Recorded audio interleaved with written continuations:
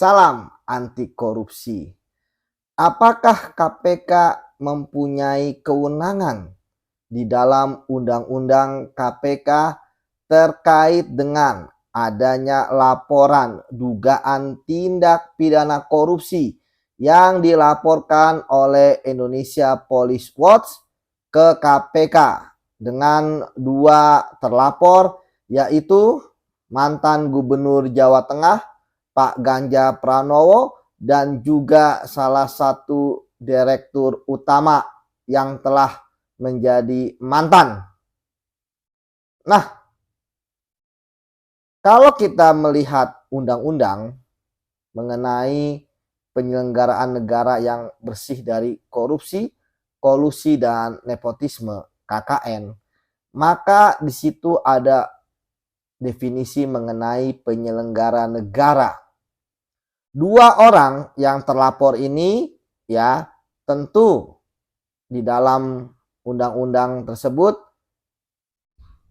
merupakan penyelenggara negara, yaitu gubernur dan direktur utama dari Bank Jateng.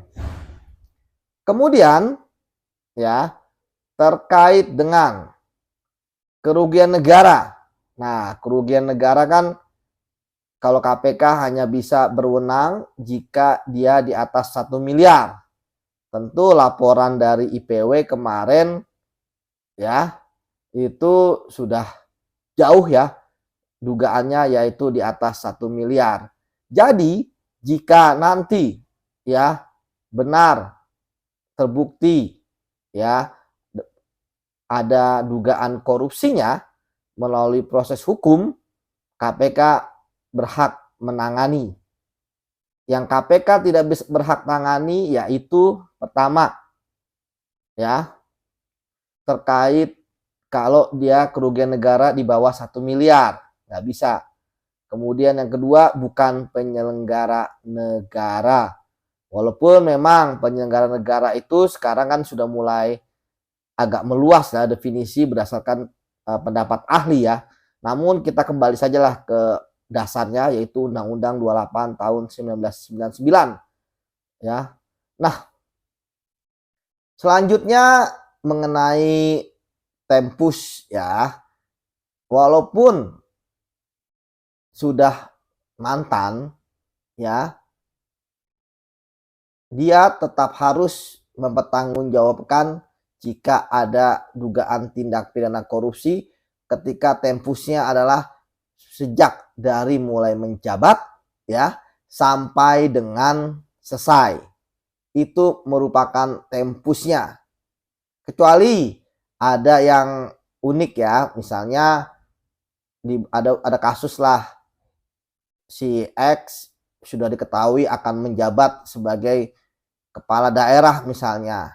Ya, walaupun dia baru memenangkan misalnya pilkada, tapi orang sudah tahu bahwa dia akan menjadi bupati misalnya ya atau wali kota, dan kemudian menyerahkan uang dengan harapan akan dapat proyek ketika nanti sudah dilantik. Nah, itu tetap bisa ya karena ada pasal ya diduga ya terkait dengan jabatannya. Termasuk juga ya pasca ya. Saya udah nggak menjabat nih. Ya, kemudian saya terima uang 2 miliar misalnya ketika sudah tidak menjadi kepala daerah. Itu juga bisa ya. Karena apa? Karena orang menyerahkan kepada dia ya, tempusnya selesai ketika dia sudah masih menjabat. Jadi ketika penerimaan uangnya pun dia sudah misalnya pensiun 2 tahun 3 tahun tapi diketahui bahwa itu terkait dengan ketika dia menjabat, itu juga bisa.